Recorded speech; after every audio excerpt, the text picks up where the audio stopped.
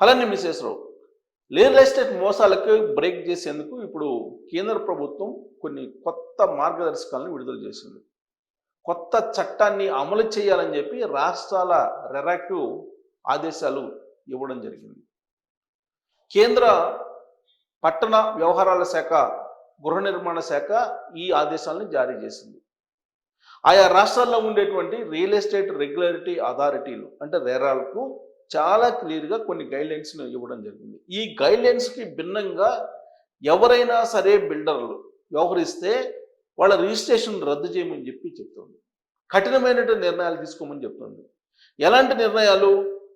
ఒక ప్రాజెక్ట్ని చేపట్టేటప్పుడు ఎప్పుడు పూర్తి చేస్తాము అని చెప్పి చెప్పాలి ఆ బిల్డరు, ఆ ప్రాజెక్టుకు సంబంధించినటువంటి యాజమాన్యం.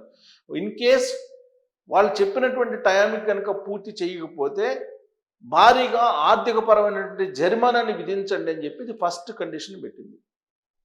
ఇక రెండో కండిషన్ ఏంటంటే వినియోగదారుల నుంచి వసూలు చేసినటువంటి డబ్బులో 70% అకౌంట్లోనే ఉంచాలి, అది కూడా ఎస్క్రో అకౌంట్ని క్రియేట్ చేయాలనేది రెండవ కండిషన్ పెట్టింది. ఈ అకౌంట్ నుంచి అమౌంట్ వాడుకోవాలంటే బిల్డరు విడతల వారీగా వాడుకోవచ్చు.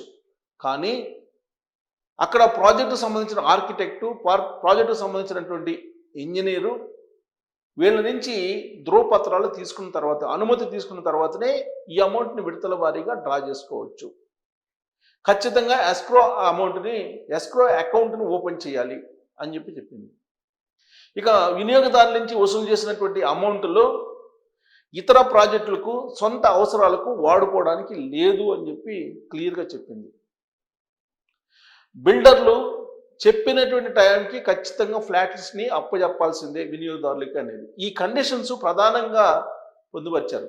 ఇవి అన్నీ కేంద్ర ప్రభుత్వం కొత్తగా జారీ చేసినటువంటి కొత్త రూల్స్లో ఉన్నటువంటి ప్రధానమైనటువంటి అంశాలు. వీటిని ధిక్కరిస్తే కనుక రిజిస్ట్రేషన్ రద్దు చేయముంది, రిజిస్ట్రేషన్ రద్దు చేసేసి అసలు ఆ బిల్డర్కి మరొకసారి నిర్మాణాలకు అనుమతి ఇవ్వద్దని చెప్పి స్ట్రిక్ట్ ఆర్డర్స్ ఇచ్చింది. ఇలాంటి ఆర్డర్స్ ఎందుకు ఇవ్వాల్సి వచ్చింది కేంద్ర ప్రభుత్వం? భారతదేశంలో ఉండేటువంటి ప్రధాన నగరాల్లో అనేక మంది బిల్డర్స్ లేదంటే నిర్మాణ ప్రాజెక్ట్స్ వినియోగదారులను ఇబ్బంది పెడుతూ ఉన్నాయి, వినియోగదారులకి నరకం చూపిస్తూ ఉన్నాయి, వినియోగదారులు ఆందోళన చేయాల్సిన పరిస్థితి వస్తుంది. ప్రీ లాంచ్ పేరుతోటి మోసం చేసేటువంటి వాళ్ళు కొంతమంది అయితే, మరికొంతమంది చెప్పిన దాని ప్రకారం ఫ్లాట్లను నిర్మించి ఇవ్వకుండా నాణ్యత లోపంతో నిర్మించి ఇస్తున్నారు. వాళ్ళకి ఏదైతే చెప్పారో ప్రాజెక్టులో ఏదైతే నియమాలని పాటించాలని చెప్పి ప్రాజెక్టు స్టార్ట్ చేసే ముందు పెట్టుకుంటారో అంతే నాణ్యతను పాటించేలాగా చర్యలు తీసుకోవాల్సిందే అని చెప్పి కేంద్ర ప్రభుత్వం చెప్తోంది. ఇక నుంచి వినియోగదారులు మోసపోకుండా ఉండేలాగా కఠినమైనటువంటి చట్టాన్ని కేంద్ర ప్రభుత్వం ఇప్పుడు తీసుకొచ్చింది. ఈ చట్టాన్ని పర్యవేక్షించాల్సినటువంటి బాధ్యతను కూడా ఆయా రాష్ట్రాల రియల్ ఎస్టేట్ రెగ్యులేటరీ అథారిటీలకు అప్పచెప్పింది, అంటే రెరాకి అప్పచెప్పింది. ఈ రెరా ఉన్నప్పటికి కూడా ఇప్పటికి కూడా అనేక మోసాలు జరుగుతున్నాయి. హైదరాబాద్లో మనం కనుక చూస్తే కనీసం నెలకి 2-3 ప్రాజెక్టులు వినియోగదారులు మోసం చేసేసి వెళ్ళిపోతూ ఉన్నాయి. తాజాగా 100 కోట్ల రూపాయలకి మోసం చేసి వెళ్ళిపోయినటువంటి ప్రాజెక్టుకు సంబంధించి నిన్నే నేను వీడియో చేశాను. దాదాపు సంవత్సరం నుంచి తీసుకుంటే 10 నుంచి 13 వేల కోట్ల రూపాయల విలువైనటువంటి ప్రాజెక్టులని అర్ధాంతరంగా ఆపేసి వెళ్ళిపోయినటువంటి వాళ్ళు, అసలు ప్రాజెక్టులో పూర్తి చేయకుండా ప్రీ లాంచ్ పేరుతో డబ్బులు వసూలు చేసి బోర్డు తిప్పేసినటువంటి వాళ్ళు ఉన్నారు హైదరాబాద్లో. ప్రస్తుతం హైదరాబాద్లో రియల్ ఎస్టేట్ పరిస్థితి బాగా లేదు అనేది పచ్చి నిజం. దాదాపుగా 1,00,000 ఫ్లాట్లు రెడీ టు ఆక్యుపై ఉన్నాయి. ఇవి కాకుండా కొత్త ప్రాజెక్టులు అనేకం ఇప్పుడు రింగ్ రోడ్ను ఆనుకొని అనేకం వచ్చున్నాయి.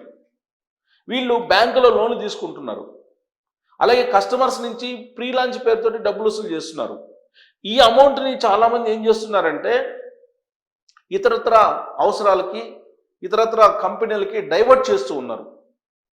ఆ కారణం చేత వాళ్ళు చెప్పినటువంటి టైంకి పూర్తి చేయకపోవటం, నాణ్యతను పాటించకపోవడం ఇవన్నీ కూడా జరుగుతూ ఉన్నాయనేది కేంద్ర ప్రభుత్వం గుర్తించింది. అందుకే కేంద్ర గృహ నిర్మాణ పట్టణ వ్యవహారాలను చూసేటువంటి మంత్రిత్వ శాఖ ప్రత్యేకమైనటువంటి గైడ్ లైన్స్ తోటి ఆయా రాష్ట్రాలని అలర్ట్ చేసింది. ఇప్పుడున్నటువంటి ఆర్థిక సంక్షోభం, రాబోయేటువంటి ఆర్థిక సంక్షోభం నుంచి బయటపడాలంటే కనుక బిల్డర్స్ని ఖచ్చితంగా కట్టడి చేయాలి. ఒకవేళ బిల్డర్స్ని కట్టడి చేయకపోతే ప్రాజెక్టులని అర్ధాంతరంగా ఆపేసి వినియోగదారులు నట్టేట ముంచి వెళ్ళిపోయేటువంటి ప్రమాదం ఉందని చెప్పి హెచ్చరిస్తూ ఉంది. బ్యాంకుల్లో భారీగా లోన్ తీసుకున్నటువంటి కంపెనీలు ఉన్నాయి. ఆ కంపెనీలు వెళ్ళిపోకుండా జాగ్రత్తగా చూడాల్సిన బాధ్యత కూడా రాష్ట్ర ప్రభుత్వాల మీద ఉంది అని చెప్పి కేంద్ర ప్రభుత్వం ఆదేశాలు జారీ చేసింది. కొత్త చట్టంలో ఉండేటువంటి రూల్స్లో అది కూడా ఒకటి. ఇవన్నీ ఎందుకు జాగ్రత్త పడుతుంది కేంద్ర ప్రభుత్వం అంటే బ్యాంకులు దివాళా తీస్తాయి అనేటువంటి ఉద్దేశంతో.